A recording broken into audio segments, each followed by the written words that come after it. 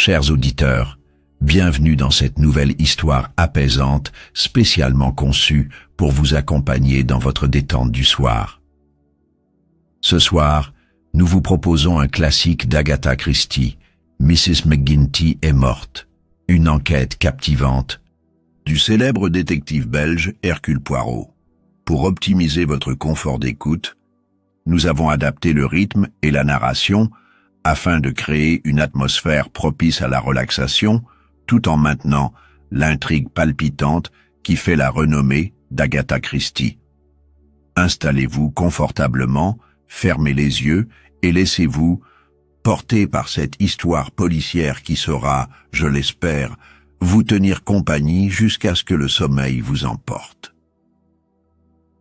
Dans Mrs. McGinty est morte, Hercule Poirot est appelé pour résoudre une affaire apparemment simple, mais troublante. Une vieille femme, Mrs. McGinty, a été assassinée dans son humble demeure à Brodini, un petit village tranquille. Tous les indices semblent pointer vers James Bentley, son locataire, qui a été condamné pour le meurtre. Cependant, Sir John Cavendish, un avocat convaincu de l'innocence de Bentley, supplie Poirot d'intervenir.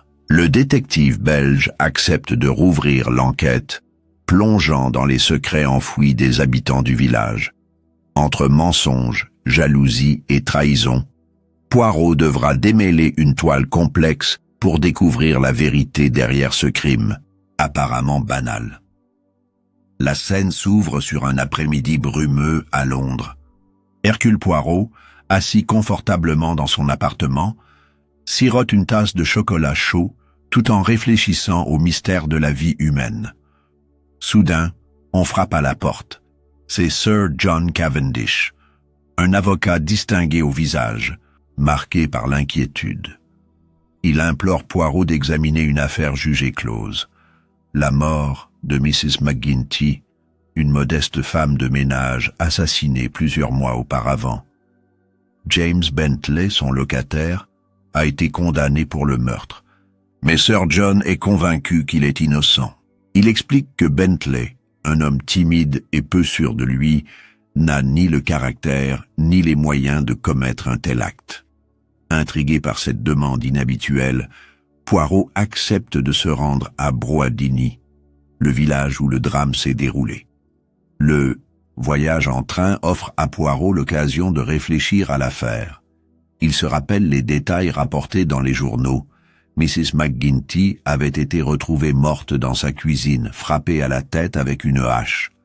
La police avait découvert une somme d'argent cachée dans la chambre de Bentley, ce qui semblait être une preuve accablante.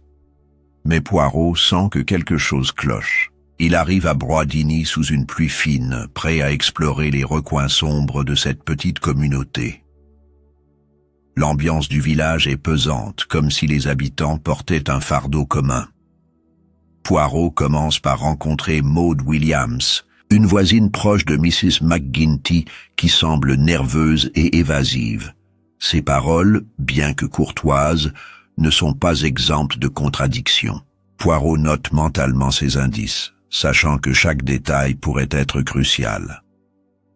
Alors que le crépuscule tombe, Poirot s'installe dans une petite auberge locale. Il médite sur les premières impressions recueillies. Qui était vraiment Mrs. McGinty? Pourquoi quelqu'un aurait-il voulu la tuer? Et surtout, pourquoi James Bentley serait-il accusé injustement? Ces questions tourbillonnent dans son esprit alors qu'il prépare son plan d'action pour le lendemain. Le lendemain matin, Hercule Poirot se leva tôt, déterminé à explorer plus avant les mystères de Brodini.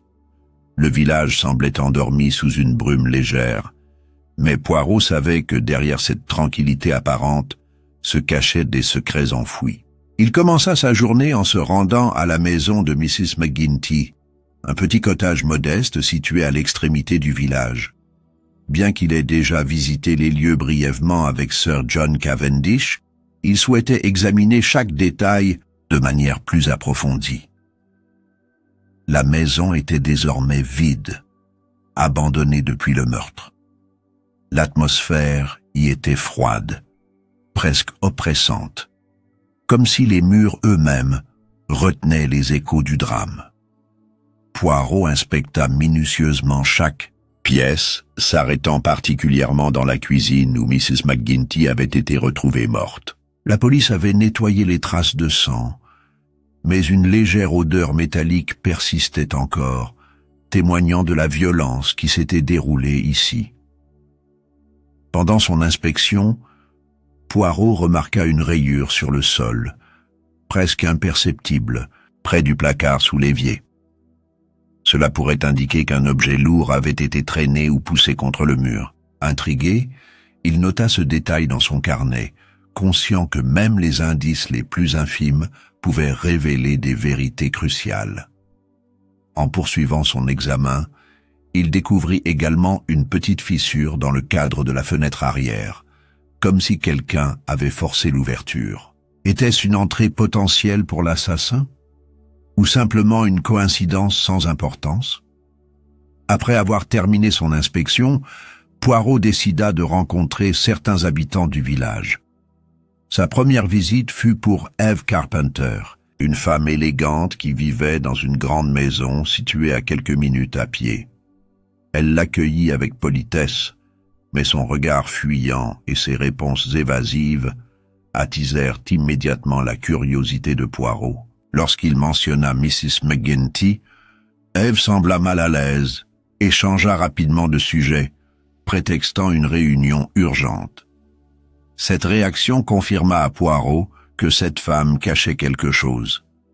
Sa prochaine étape fut chez Robin Upward, un dramaturge excentrique connu pour son amour des intrigues complexes. Upward habitait une maison isolée au bord d'un bois, entourée d'un jardin en friche. Il accueillit Poirot avec enthousiasme, visiblement ravi de discuter de l'affaire. Selon lui, le meurtre de Mrs. McGuinty ressemblait à une scène tirée d'un de ses propres romans policiers. « Vous savez, dit-il en souriant, tout meurtre cache un secret bien plus grand que ce que l'on imagine. Peut-être que Mrs. McGuinty avait découvert quelque chose de compromettant sur l'un de ses employeurs. Cette théorie extravagante amusa Poirot, mais elle contenait une part de vérité. En effet, Mrs. McGuinty travaillait pour plusieurs familles du village et il était possible qu'elle ait eu accès à des informations sensibles. Poirot posa donc des questions supplémentaires à Upward, notamment sur les relations entre les différents suspects. Ce dernier mentionna que Deirdre Henderson, une jeune femme réservée qui vivait non loin de là, semblait particulièrement affectée par la mort de Mrs. McGuinty. Elle passait souvent voir Mrs. McGuinty, ajouta-t-il. Peut-être avait-elle une relation spéciale. Encouragé par ces nouvelles pistes, Poirot se rendit ensuite chez Deirdre Henderson. Elle habitait une petite maison modeste, décorée avec simplicité mais goût. Lorsqu'il aborda le sujet de Mrs. McGuinty, Deirdre devint nerveuse et hésita avant de répondre.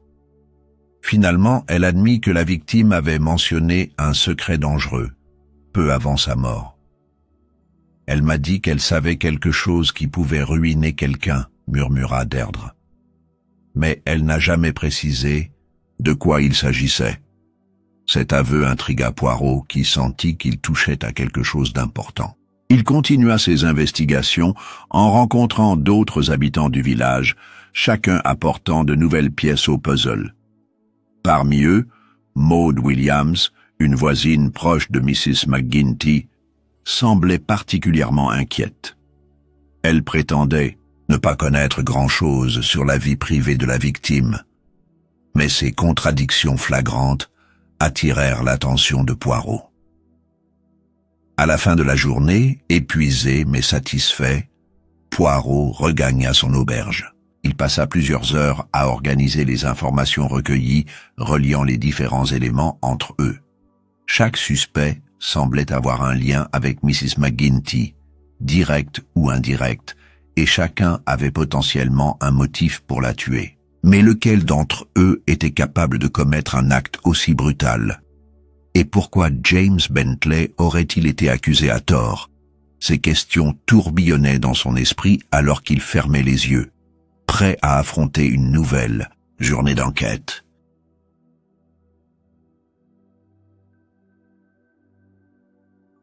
Le troisième jour de son enquête, Poirot se concentra sur les antécédents des principaux suspects, cherchant à comprendre leurs motivations profondes.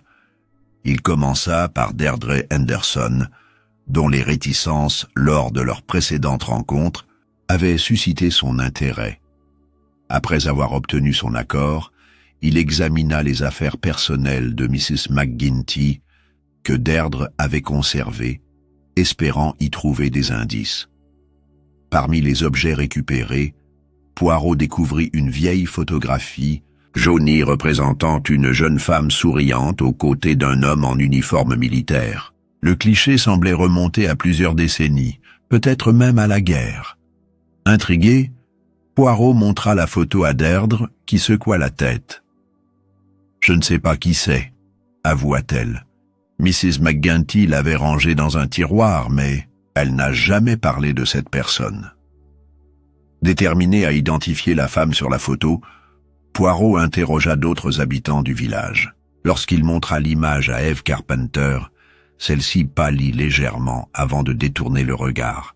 « Je ne vois pas de qui il s'agit », marmonna-t-elle, mais son ton manquait de conviction. Poirot nota mentalement cette réaction, persuadé que la photo jouait un rôle clé dans l'affaire. Ensuite, il rendit visite à la famille Weatherby, composée de Mildred, une femme autoritaire et distante, et de sa fille adoptive, Sheila. Leur maison, bien que spacieuse, respirait une atmosphère froide et rigide. Mildred accueillit Poirot avec méfiance, tandis que Sheila restait silencieuse, les yeux baissés. Lorsqu'il aborda le sujet de Mrs. McGuinty, Mildred devint nerveuse et tenta de mettre fin à la conversation. Cependant, Poirot insista, mentionnant la photo trouvée chez Deirdre. À sa grande surprise, Sheila intervint soudain. « Cette femme, elle ressemble à ma mère. » Cette révélation choqua Poirot. Il demanda des explications, mais Mildred coupa court à toute discussion, chassant littéralement Poirot de chez elle. De retour à l'auberge, il réfléchit longuement à cette scène. Si Sheila disait vrai, alors la femme sur la photo pourrait être liée à la famille Weatherby. Mais quelle était exactement cette connexion? Et pourquoi Mildred semblait-elle si désireuse de dissimuler la vérité? Pour approfondir cette piste, Poirot consulta les archives locales, cherchant des articles ou documents mentionnant la famille Weatherby. Il découvrit une vieille coupure de journal relatant un scandale impliquant une femme accusée de vol dans la région. Bien que l'affaire n'ait jamais été résolue, les descriptions correspondaient étrangement à celles de Mildred et Sheila.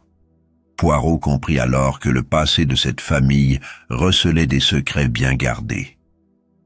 Pendant ce temps, il continuait d'enquêter sur James Bentley, le principal accusé. En étudiant son dossier, Poirot apprit que Bentley avait grandi dans une famille pauvre et avait toujours été marginalisé par ses pairs. Sa timidité et son manque de confiance en lui avaient souvent été mal interprétés, contribuant à sa réputation de solitaire. Poirot réalisa que ses traits de caractère avaient probablement joué contre lui lors du procès, faisant de lui un bouc émissaire idéal. Un autre personnage central apparut alors, Albert Evans, un ancien soldat qui travaillait occasionnellement avec Mrs. McGuinty. Lorsque Poirot alla lui rendre visite, Evans sembla nerveux et évita soigneusement de parler de la nuit du meurtre.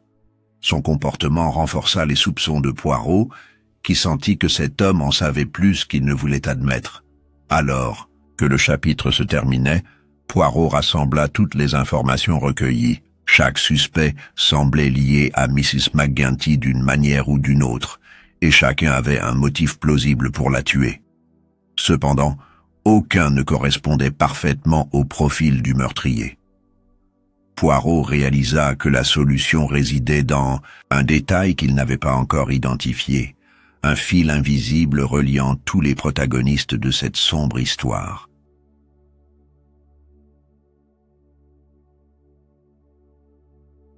Le 4e jour de son enquête, Hercule Poirot sentit que l'affaire prenait un tournant décisif. Les indices accumulés jusqu'à présent formaient une mosaïque complexe, mais il manquait encore quelques pièces pour compléter le tableau. C'est alors qu'un détail apparemment anodin attira son attention. La vieille photographie trouvée chez Deirdre Henderson. La femme souriante sur l'image semblait être au cœur de l'énigme, et Poirot décida de consacrer sa journée à élucider ce mystère. Il commença par interroger Eve Carpenter une seconde fois, cette fois avec plus d'insistance. Lorsqu'il lui montra à nouveau la photo, elle sembla encore plus mal à l'aise que lors de leur première rencontre. « Je ne sais pas qui c'est », répéta-t-elle, mais ses mains tremblaient légèrement. Poirot remarqua également qu'elle évitait de croiser son regard, un signe évident de nervosité. Il comprit qu'elle mentait. Mais pourquoi? Et surtout, quel lien entretenait-elle avec cet inconnu? Déterminé à obtenir des réponses, Poirot se rendit ensuite à la bibliothèque locale, où il passa plusieurs heures à consulter des archives régionales. Après avoir parcouru des piles de journaux jaunis, il tomba enfin sur un article mentionnant une jeune femme nommée Lily Winter, disparue dans les années 1920 après avoir été impliquée dans un scandale familial. Les descriptions correspondaient presque parfaitement à celles de la femme sur la photo. Poirot nota également que Lily Winter avait vécu dans la région avant de disparaître mystérieusement. Cette découverte le conduisit à approfondir les recherches sur la famille Weatherby. En consultant les registres municipaux, il apprit que Mildred Weatherby n'avait pas toujours porté ce nom. Avant son mariage, elle s'appelait Mildred Winter. Ce lien de parenté avec Lily Winter confirmait les soupçons de Poirot. Sheila, la prétendue fille adoptive de Mildred, était en réalité la fille illégitime de Lily, née hors mariage. Ce secret, soigneusement dissimulé pendant des décennies, menaçait désormais de ruiner la réputation des Weatherby si jamais il venait à être révélé. Mais comment Mrs. McGinty avait-elle découvert cette vérité enfouie? Poirot retourna voir Deirdre Henderson, espérant obtenir des éclaircissements. Cette fois, elle accepta de parler plus ouvertement. Mrs. McGinty aimait fouiller dans les affaires des autres, avoua-t-elle. Elle m'a dit qu'elle avait trouvé quelque chose chez les Weatherby, mais elle n'a jamais précisé quoi. Elle semblait très excitée, comme si elle tenait un scoop. Pendant ce temps, Poirot continua d'enquêter sur Robin Upward, dont l'étrange fascination pour les crimes semblait dépasser le simple intérêt littéraire. En discutant avec certains villageois, il apprit que Upward avait écrit une pièce inspirée d'un scandale local impliquant une femme accusée de vol-bombe. Bien que l'œuvre n'ait jamais été jouée, elle contenait des similitudes frappantes avec l'histoire de Lily Winter. Poirot se demanda si Upward avait eu connaissance du secret des Weatherby et s'il avait utilisé cette information dans son travail. Une autre piste importante émergea lorsque Poirot découvrit que la somme d'argent trouvée chez James Bentley provenait en réalité d'Eve Carpenter. Interrogée à ce sujet, elle admit avoir donné l'argent à Mrs. McGinty pour acheter son silence. Elle menaçait de tout révéler, expliqua Eve, visiblement bouleversée. Je ne savais pas quoi faire. Cette confession innocenta définitivement Bentley, mais compliqua encore davantage l'affaire. Si Eve avait tenté de corrompre Mrs. McGinty, cela signifiait que d'autres personnes avaient peut-être agi de manière similaire. Alors que le soir tombait, Poirot rassembla toutes les informations recueillies. Chaque suspect semblait lié à Mrs. McGinty d'une manière ou d'une autre, et chacun avait un motif plausible pour la tuer. Mildred Weatherby avait tout à perdre si le secret de Lily Winter était révélé. Eve Carpenter avait tenté de manipuler la victime pour protéger sa réputation. Même Robin Upward pouvait avoir eu des raisons personnelles de vouloir la mort de Mrs. McGuinty, mais qui, parmi eux, avait franchi la ligne? Le chapitre se termina sur une note dramatique lorsque Poirot réalisa que la solution résidait dans un détail qu'il n'avait pas encore identifié.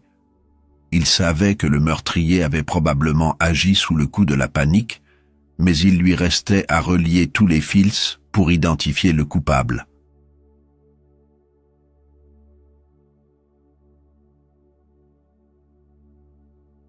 Le 5e jour de son enquête, Hercule Poirot décida de confronter directement les suspects, mettant à l'épreuve leur réaction face aux nouvelles révélations.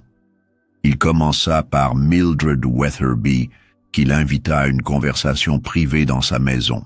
Lorsqu'il aborda le sujet de Lily Winter et de son lien avec Sheila, Mildred blêmit, mais refusa de répondre. « Cela ne vous regarde pas », siffla-t-elle, le visage crispé. Poirot comprit qu'il touchait une corde sensible et insista, mentionnant que Mrs. McGuinty avait découvert la vérité. « Si vous n'êtes pas impliqué dans sa mort, il est dans votre intérêt de coopérer, » ajouta-t-il calmement. Sous la pression, Mildred finit par admettre que Mrs. McGuinty avait effectivement menacé de révéler le secret familial. Elle voulait de l'argent, beaucoup d'argent, murmura-t-elle, les yeux remplis de colère. Mais je ne l'ai pas tué. Je n'aurais jamais pu faire une chose pareille. Poirot poursuivit ses investigations en rendant visite à Deirdre, Henderson qui semblait particulièrement affecté par les événements récents. Après une conversation franche, elle avoua que Mrs. McGuinty menaçait de révéler un secret embarrassant sur sa propre famille. Bien qu'elle refuse de fournir des détails, Poirot comprit que ce secret pourrait être le véritable mobile du meurtre. Elle savait des choses qu'elle n'aurait jamais dû savoir, soupira Deirdre, visiblement accablée. Pendant ce temps, les tensions montèrent au village lorsque certains habitants commencèrent à se méfier des questions incessantes de Poirot. Un soir, alors qu'il rentrait à son auberge, il remarqua qu'il était suivi dans les rues sombres de Broadini. Cette surveillance renforça sa conviction qu'il touchait au cœur de l'affaire. Qui cherchait à l'intimider? Et pourquoi?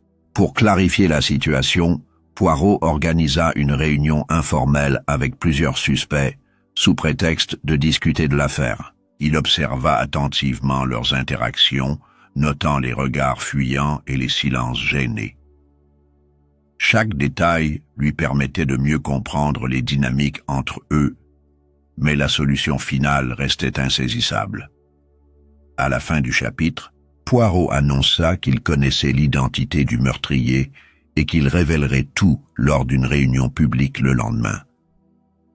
Cette annonce provoqua une onde de choc parmi les habitants, chacun redoutant d'être démasqué. Poirot, quant à lui, savait que la vérité éclaterait bientôt, mettant fin à cette sombre affaire.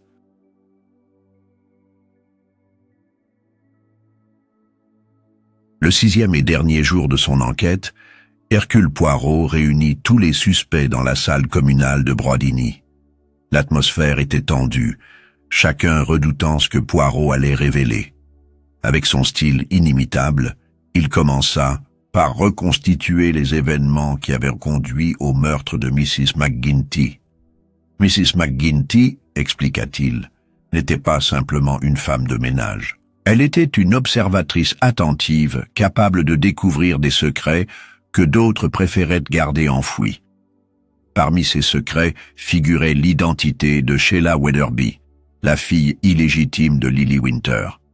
Ce secret, soigneusement caché pendant des décennies, menaçait de ruiner la réputation des Weatherby si jamais il venait à être révélé. Poirot poursuivit en expliquant que Mrs. McGinty avait utilisé cette information pour extorquer de l'argent à plusieurs personnes, notamment Eve Carpenter et Mildred Weatherby. Mais l'une d'entre elles a perdu patience, ajouta-t-il, fixant Mildred droit dans les yeux. Vous, Mildred Weatherby, avez tué Mrs. McGinty pour protéger votre famille. Folle de rage et de peur, vous avez pris une hache et l'avez frappée, pensant ainsi mettre fin à la menace. Mildred, effondrée, ne put nier les accusations. Elle avoua son crime, expliquant qu'elle avait agi sous le coup de la panique. « Je ne voulais pas la tuer », pleura-t-elle, mais elle menaçait tout ce que j'avais construit. Je ne pouvais pas laisser ça arriver. Après l'arrestation de Mildred, Poirot prit un moment pour réfléchir sur l'affaire. Il souligna que les apparences peuvent être trompeuses et que la vérité, aussi complexe soit-elle, finit toujours par émerger. Le village retrouva progressivement son calme, mais les cicatrices laissées par l'affaire resteraient longtemps gravées dans les esprits. L'histoire se conclut avec Poirot retournant à Londres, satisfait d'avoir rendu justice à Mrs. McGinty et à James Bentley. Il médita sur la nature humaine, rappelant que même dans les villages les plus paisibles, les secrets peuvent causer des tragédies imprévues.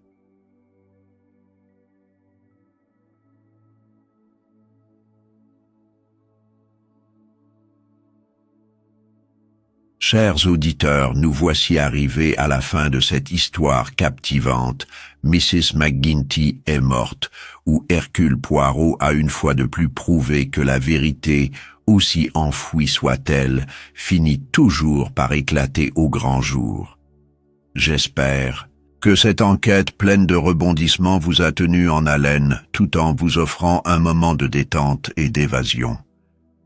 Si vous avez apprécié cette histoire, n'hésitez pas à laisser un commentaire ou à vous abonner à la chaîne pour ne pas manquer nos prochaines aventures audio. Votre soutien est ce qui nous permet de continuer à partager ces moments avec vous. Merci infiniment pour votre écoute et vos encouragements. Bonne nuit et à très bientôt pour une nouvelle histoire apaisante. À vous, mes chers membres précieux. Immense merci pour votre fidélité et votre soutien continu à travers votre abonnement. Grâce à vous, cette chaîne peut non seulement exister mais aussi s'améliorer pour vous offrir des contenus toujours plus soignés et immersifs. Ce chapitre de Mrs. McGinty est morte est un peu le vôtre. Il porte en lui l'énergie de votre engagement et la passion que nous partageons pour ces histoires qui bercent nos soirées. En tant que membre privilégié, sachez que chaque contribution, chaque encouragement et même chaque suggestion que vous me faites est précieuse. Je vous réserve toujours des surprises spéciales, comme des extraits bonus, des coulisses de création ou des lectures exclusives réservées à vous. Encore une fois, merci du fond du cœur pour votre confiance et votre enthousiasme. Vous êtes la raison pour laquelle cette chaîne continue de grandir et de rêver encore plus grand. Dormez bien et n'oubliez jamais que vous êtes au cœur de cette belle aventure. À très vite pour de nouvelles histoires.